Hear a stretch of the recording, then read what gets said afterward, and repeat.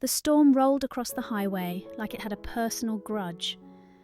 Maya tightened her grip on the steering wheel, but the wipers were useless, smearing the rain instead of clearing it. She muttered under her breath and pulled off at the next exit, hoping for shelter. What she found was a sleepy town with one blinking stoplight and a library sign lit up in the distance. She parked under the flickering street lamp and killed the engine. For a moment, the world was only rain drumming on the roof of her car. She tried to laugh it off, but her chest ached with the kind of exhaustion that doesn't come from a drive.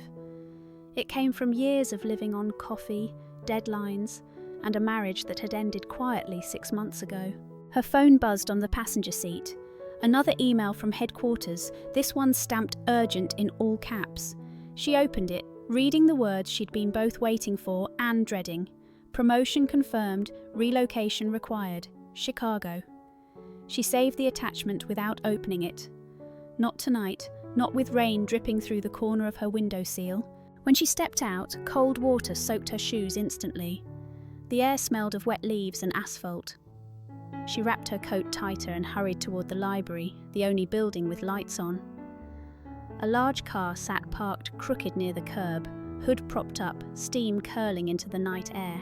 A man in a faded work jacket leaned over the engine, flashlight between his teeth. At the sound of Maya's footsteps, he looked up. His face was younger than she expected, maybe mid-30s, though the lines around his eyes carried stories of long days. He set the light aside and gave her a nod. "Wipers quit on you too?" he asked, voice calm and steady. Maya hesitated. "How'd you know?" He pointed toward her car. "Storm like this, half the blades in town give out. Looks like you pulled in just in time." She tried to smile, though water ran down her cheek like tears.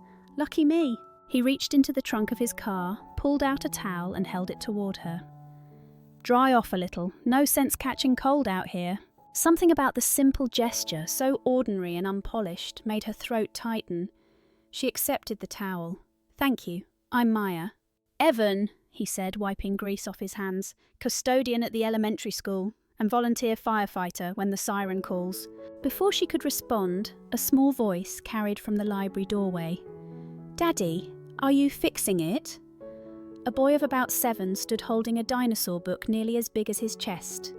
His hair stuck out in damp tufts, and he looked at Maya with wide-eyed curiosity. "This is Noah," Evan said gently, guiding the boy back under the awning. "My sidekick." Maya gave a small wave. "Hi, Noah." The boy grinned. "Did your car break too? Daddy can fix anything." Evan chuckled, shaking his head. "Not anything, but I'll take a look." For the first time in months, Maya laughed without forcing it. The sound startled her as much as the kindness of these strangers. She hadn't planned to stop in this town. She hadn't planned for her car to give up, or for her phone to deliver an email that could change her whole life. Yet here she was, standing in the rain, holding a stranger's towel, watching a boy hug a book like it was treasure. And somehow, she felt less stranded than she had in her expensive apartment back in the city. She glanced at the unopened email again before slipping the phone back into her pocket. The storm wasn't letting up, and neither was the choice waiting for her. But for tonight, she had found a dry roof, a mechanic with kind eyes, and a boy who believed his dad could fix anything.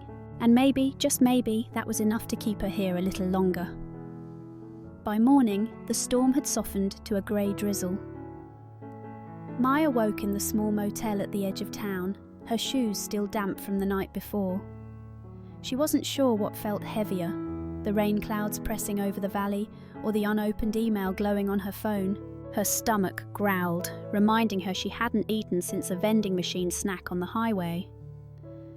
She checked out of the motel and, on the clerk's suggestion, followed the smell of bacon and coffee down Main Street to a corner diner called Rosa's Place. The bell over the door jingled as she stepped inside.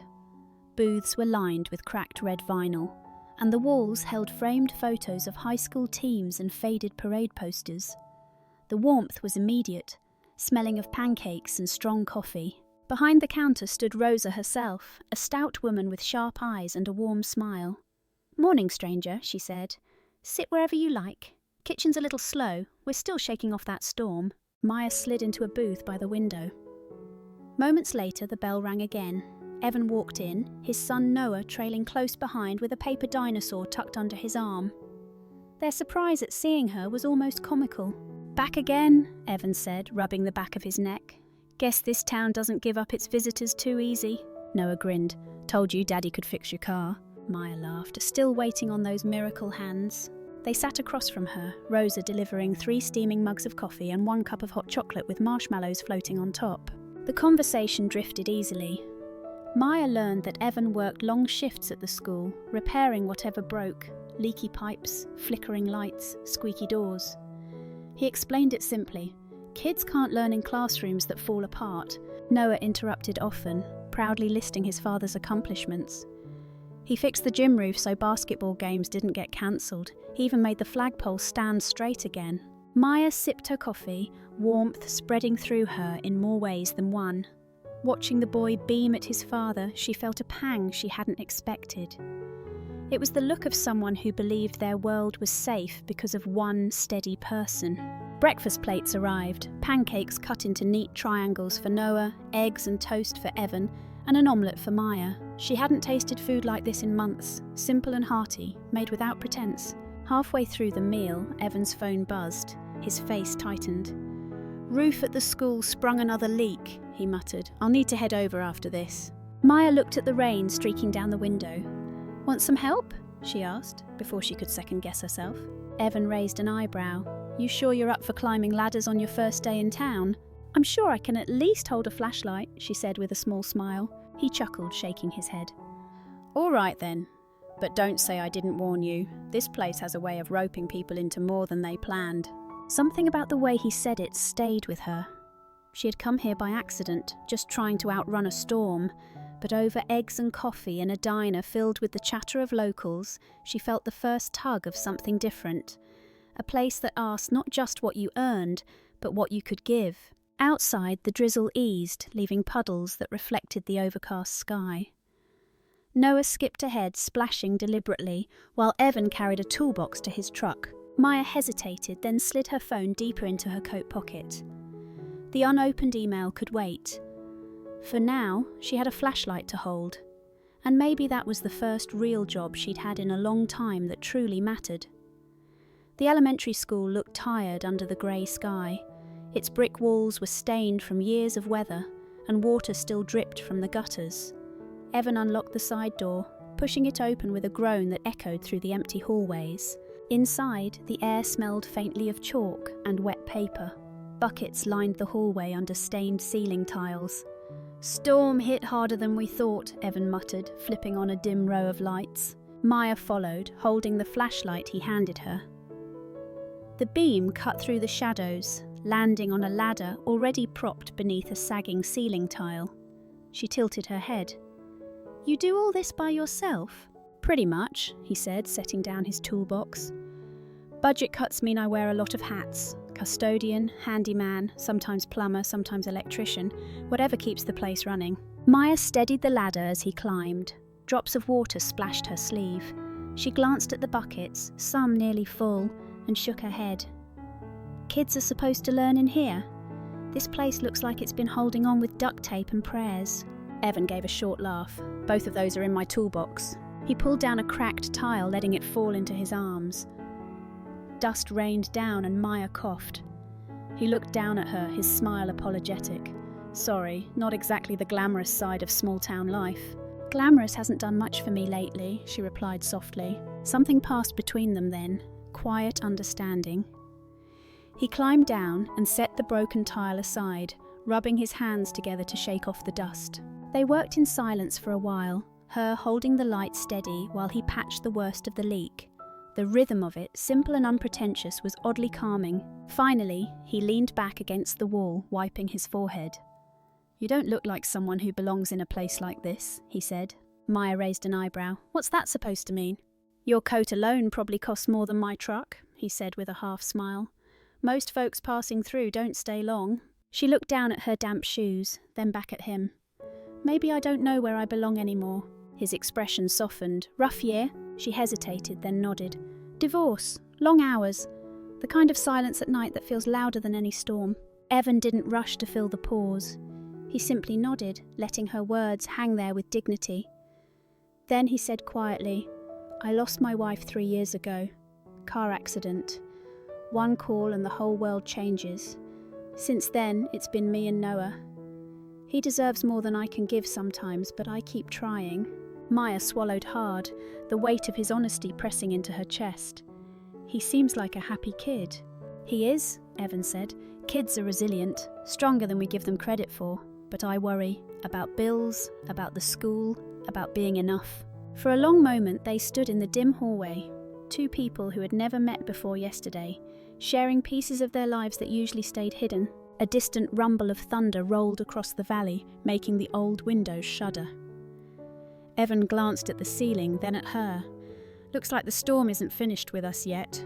Maya held the flashlight steady, her voice quieter than before. "Neither am I."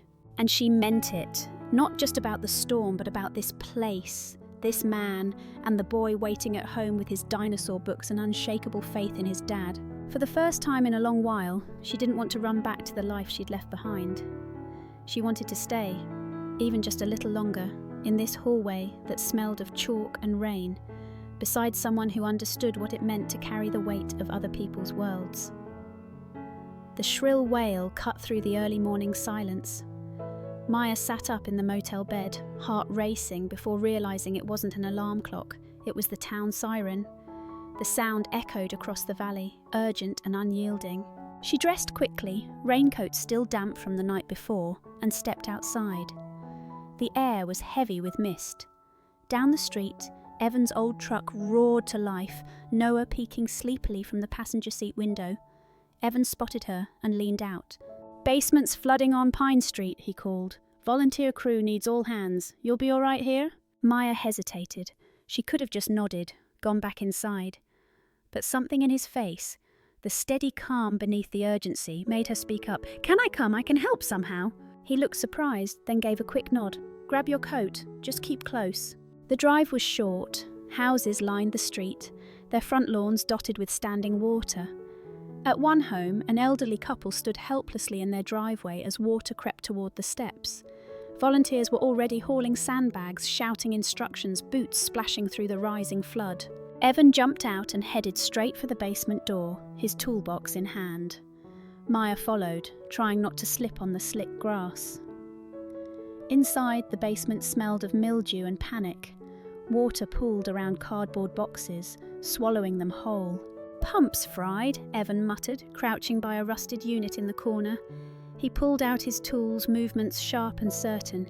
"Need to reroute before the foundation takes damage." Maya found herself kneeling beside him, holding the flashlight just like she had at the school. An old man hovered nearby, wringing his hands. "This house has been in the family 50 years, he said. "If it gives way, I don't know what we'll do." Evan didn't look up. "We're not letting that happen, sir. We'll get you through this." The words carried a weight Maya hadn't expected. They weren't dramatic, but they steadied the room. She realised he wasn't just fixing pipes and roofs, he was holding together the very bones of this community. Outside, Noah handed out bottled water with Rosa from the diner, who had shown up with a box of muffins balanced on her hip. Neighbours worked shoulder to shoulder, carrying sandbags, checking on each other's homes. Hours passed in a blur. When the pump finally coughed to life, pushing water back out into the street, the old couple cried tears of relief. The woman grabbed Evan's hand, squeezing it tight. "Bless you, son. Bless you for being here." Evan smiled faintly, embarrassed, brushing it off like it was just another job.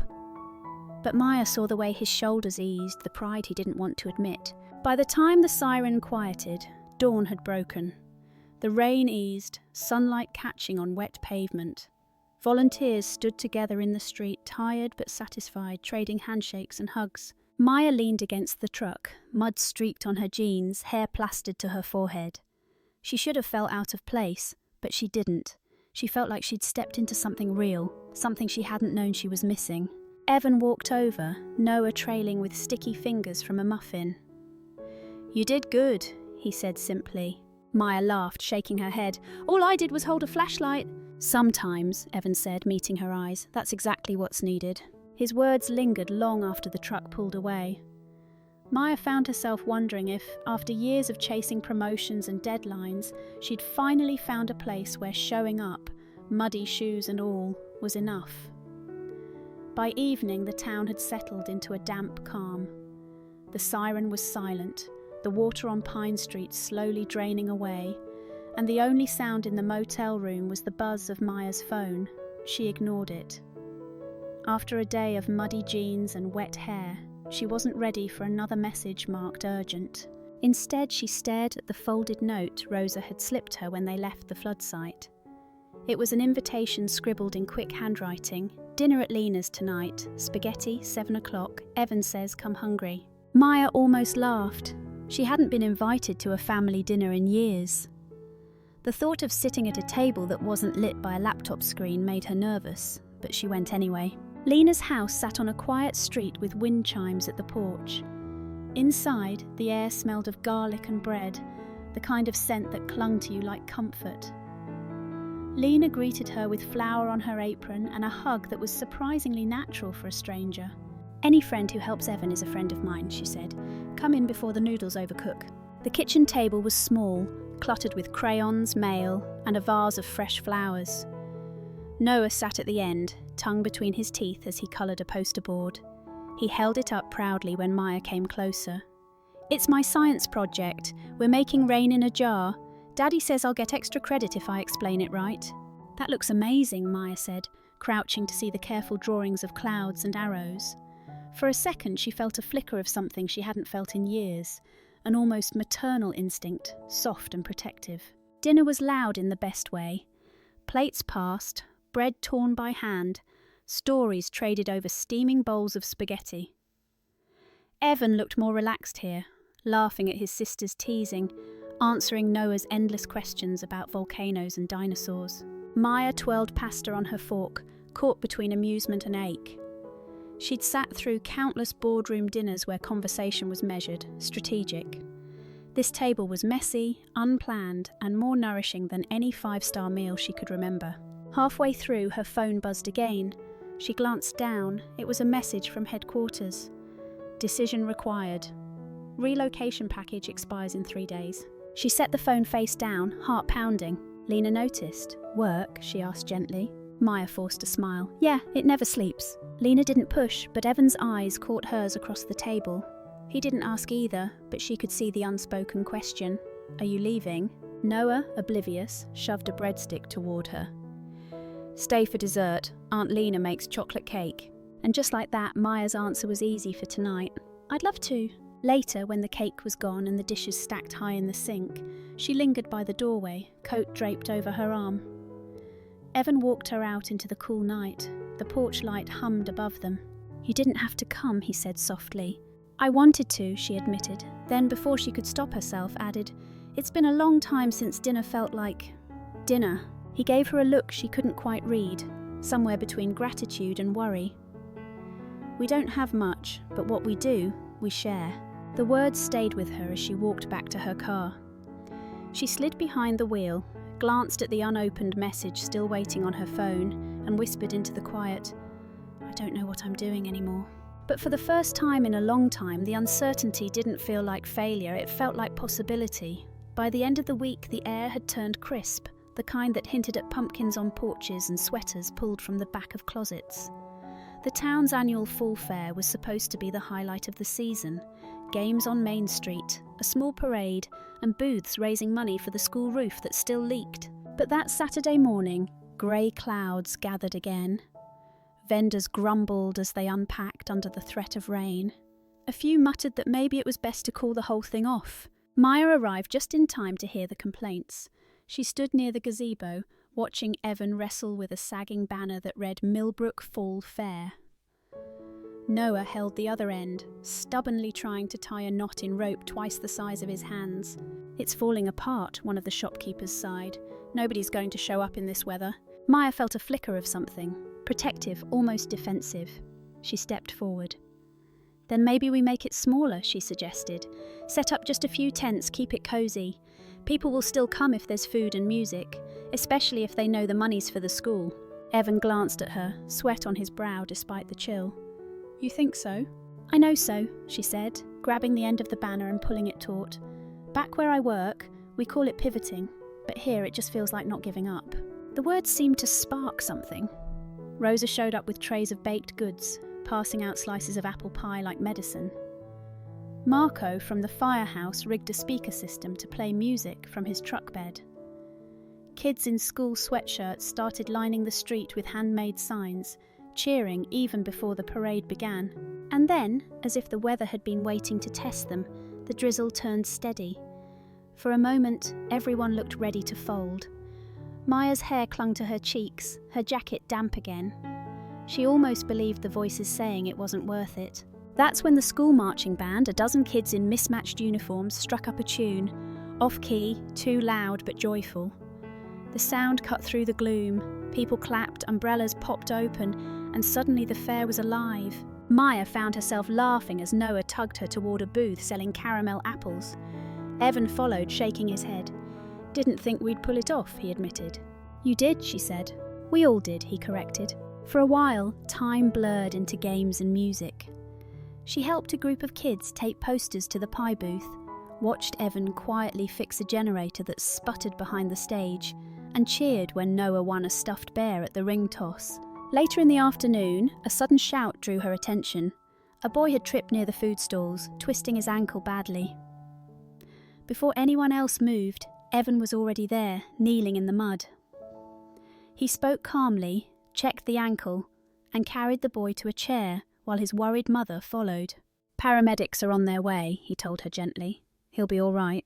The mother's relief was visible, and for a moment the fair went quiet, watching the scene. Maya's chest tightened. This wasn't just a man who fixed leaky roofs or carried sandbags. This was someone people trusted without question. When Evan stood, his eyes met hers across the crowd. She didn't look away. The band struck up again, the rain eased, and the smell of fresh popcorn drifted through the air. Maya realised she hadn't thought about her inbox, her relocation package, or her promotion in hours. She had been too busy holding banners, laughing with a 7-year-old, and watching a man step into the role of quiet hero. As dusk settled, lanterns lit up along Main Street. Evan walked beside her, Noah perched on his shoulders, sticky from too much cotton candy. "Thanks for today," Evan said. His voice was low, meant only for her. "You don't have to thank me," she replied. "I think I needed it more than anyone." And in that moment, she wasn't exaggerating. For the first time in years, she felt part of something bigger than deadlines and profit margins. She felt like she belonged, even if she still didn't know what to do about it. The morning after the fair, Maya sat in the motel room with the curtains drawn, staring at her laptop. A new email from headquarters blinked like a warning. "Chicago office needs an answer. 3 days left to confirm." She closed the lid without replying. The promotion was everything she had worked for, yet when she pictured Chicago now, all she saw was a glass tower and dinners eaten alone. Her phone buzzed, this time a text from Evan. "Thanks for yesterday. Noah's still talking about cotton candy. Come by the shop later." By the time she arrived at the garage, Noah was perched on a stool, crayons scattered across the workbench. He looked up with a grin. "Miss Maya, look, I drew us at the fair." He held up a picture, 3 stick figures under a banner holding hands. Above them, in crooked letters, he had written, "Family." Maya's throat tightened. "That's beautiful, Noah." Evan glanced at the drawing and his smile faltered. "You've got a big imagination, kiddo," he said, turning back to the car he was working on. Maya frowned. "It's not imagination, it happened. Yesterday was real."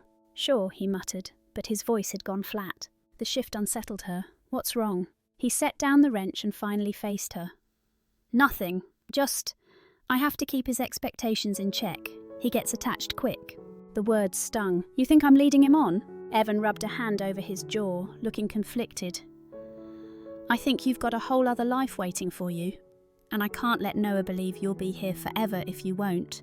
It's not what I want, Maya, but I have to protect him, even if it hurts." The honesty landed heavy. Maya felt heat rush to her face. "I never said I was leaving." "You never said you were staying either," he replied quietly. Silence stretched between them, broken only by the scratch of Noah's crayon on paper. He hummed to himself, blissfully unaware of the tension. Maya forced a smile for the boy, praised the drawing, then excused herself sooner than she meant to. Out on the street, the crisp October air stung her lungs. She wanted to be angry at Evan for assuming the worst. But deep down, she knew the real problem wasn't his doubt, It was her silence. Back in her motel room that night, Noah's drawing lay on the nightstand, the word family staring up at her in bright red crayon. She traced it with her finger and whispered, "Do I even deserve this?" For the first time since she'd arrived, the answer didn't come easily. The next few days felt heavier than the clouds that refused to clear from the valley. Maya kept busy with long walks, endless cups of coffee at the diner, and half-hearted attempts to draft an email to headquarters. But no matter how many times she opened her laptop, her fingers froze over the keys. Relocation package expires in 2 days. The subject line stared at her like a dare. She hadn't been back to the garage since the awkward moment with Evan. Every time she thought of Noah's bright drawing labelled family, her chest tightened. Finally, she ran out of excuses. She found them at Rosa's diner, sitting in their usual booth. Noah waved her over enthusiastically, mouth ringed with whipped cream from a hot chocolate. Evan gave a small nod, polite but distant. "You've been busy," he said, tone careful. "Trying to figure things out," she admitted, sliding into the booth. "Work things?" he asked. She hesitated, then nodded. "They offered me a promotion, in Chicago. Big office, big salary, everything I thought I wanted." Noah's fork clinked against his plate. "But you'd leave us?" he asked, confusion plain in his voice. Maya's heart sank. "Sweetheart, She looked to Evan for help, but his eyes were steady, waiting. Evan reached across the table, resting a hand gently on his son's shoulder. "Buddy, sometimes grown-ups have hard choices to make. It doesn't mean they don't care." His voice softened, but when he turned to Maya, it carried a weight.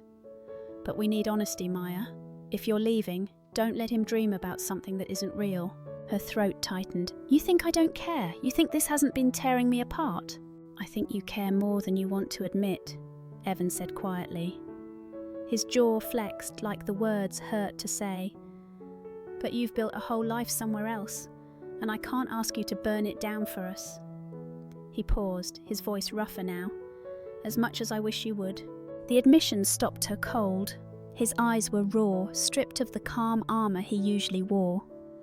For the first time, she saw not just a father protecting his son, but a man caught between hope and fear. She reached for his hand, then stopped halfway, pulling back. "I don't know what to do," she whispered. Evan looked at her steadily. "Then figure it out. But please, don't stay halfway. Don't love us halfway. Noah deserves more than that, and so do you." The silence that followed was unbearable. Noah filled it with innocent chatter about the carnival, about pumpkin contests and candy apples, but the words blurred in Maya's ears. When they finally left the diner, Evan lifted Noah into the truck and closed the door gently. He lingered on the curb with Maya. "I wasn't trying to push you out," he said softly. I can't let him break if you decide this was only a stopover. That would break me too." The honesty unravelled her. She wanted to promise him everything right there on the sidewalk, but the words wouldn't come. That night in the motel, she packed her suitcase. The zipper's rasp was sharp in the quiet room. She slipped Noah's drawing into the side pocket, the word family folded against her clothes. For the first time, she whispered aloud the fear she hadn't faced. "Maybe I can't have both." And with that, she left the suitcase by the door, ready, even though her heart was anything but. The motel room was too quiet. Maya sat on the edge of the bed, suitcase packed by the door. Her car was still in the shop. Evan had ordered parts that wouldn't arrive until next week, so she'd bought a train ticket instead. It felt easier somehow to slip away without the sound of tyres carrying her past the garage. When dawn came, she walked to the small station at the edge of town. The platform smelled of damp wood and cold metal. She stood with her coat pulled tight, the ticket clutched in one hand, the other resting on the folded crayon drawing in her pocket. "Family." A voice called out before she heard footsteps. "Miss Maya!" Noah came running across the platform, sneakers untied, hair sticking up. In his hand was another drawing, lines pressed hard into the paper. Evan followed behind, slower, his face drawn in a way she hadn't seen before. Noah thrust the paper into her hands. "Look, I drew us a house this time, with you in it." His voice cracked, tears already threatening. Above the little square windows and crooked door, he had scrawled the word home. Maya's vision blurred. "Noah?" She crouched, hugging him tight. "You're so special. You and your dad mean more to me than you know." "Then don't go," he pleaded. "We can be a family, please." Behind them, Evan's boots scraped against the wood. "Buddy," he said gently, "we talked about this." He looked at Maya, his voice steady but strained. "If this is what you need, I won't stop you." Her heart twisted. "Evan, that's not what I want." His jaw tightened, his eyes raw. "Then tell me you're staying. Tell him." The train whistle echoed down the tracks, growing louder with each second. Maya opened her mouth, but nothing came. Fear, responsibility, ambition, it all tangled into silence. Evan drew Noah closer, resting a hand on his son's shoulder. "It's okay," he said, though his voice cracked. "Better to let her go than keep hoping for something she can't give." The words sliced through her. She wanted to scream that he was wrong, that she loved them both already, but her legs carried her toward the train. The doors opened with a hiss. She stepped inside, the suitcase heavy at her side. Through the window she saw Noah crying into his father's jacket, Evan holding him tight, face turned away as though he couldn't bear to watch. The train jerked forward, the platform slid past. Maya unfolded the drawing with trembling hands, 3 stick figures in front of a house, the word home above them in uneven letters. Her chest clenched so hard she could barely breathe. She closed her eyes and whispered, "This isn't the life I want to leave behind." At the next stop she rose suddenly, grabbing her suitcase. She stepped down onto the empty platform, the cool air stinging her lungs. For a long moment she stood still, the train pulling away into the distance. Then she pulled out her phone, hands shaking, and dialed. Her voice was steady when the line clicked open. "I can't take the Chicago promotion," she said. "If you still want me, it has to be on different terms, remote work, part-time travel. Otherwise, I'm staying where I belong." She hung up before they could argue.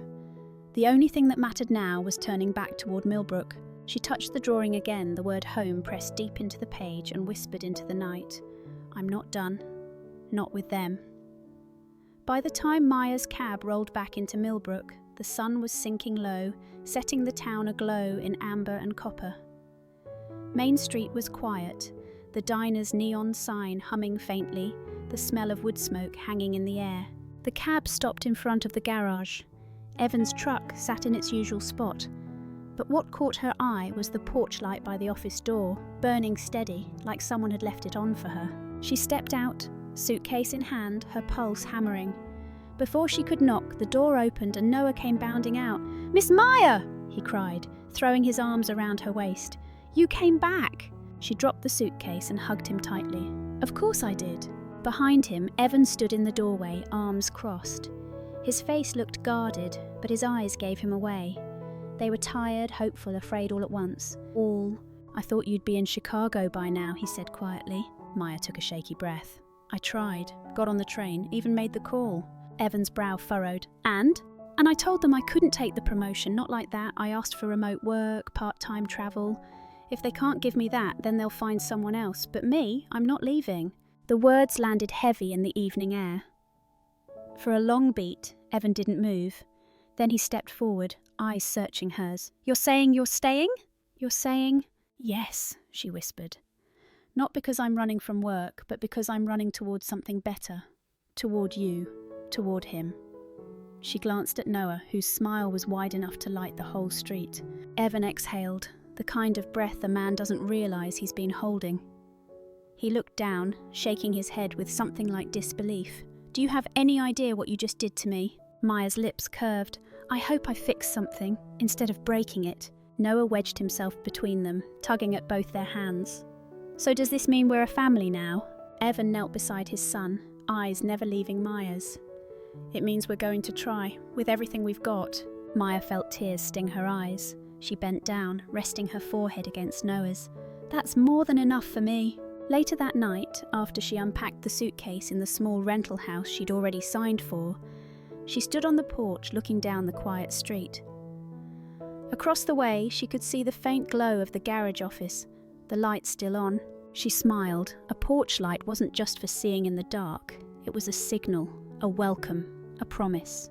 For the first time in years, she felt the word home settle in her chest. Not as a dream or a crayon drawing, but as something real. And when she lay down to sleep, she wasn't thinking about the office towers of Chicago or the promotion she might lose. She was thinking about a little boy's laughter, a man's steady hands, and the porch light that would be waiting for her tomorrow. Life lesson. Success means little if it leaves you empty. True wealth is found in love, family, and the simple moments that remind us where we belong. Thank you for staying with us until the very last moment of this story. I'm truly grateful for your time. If you enjoyed it, please give this video a like and subscribe to the channel. I'll see you again soon, right here on Rain Inside.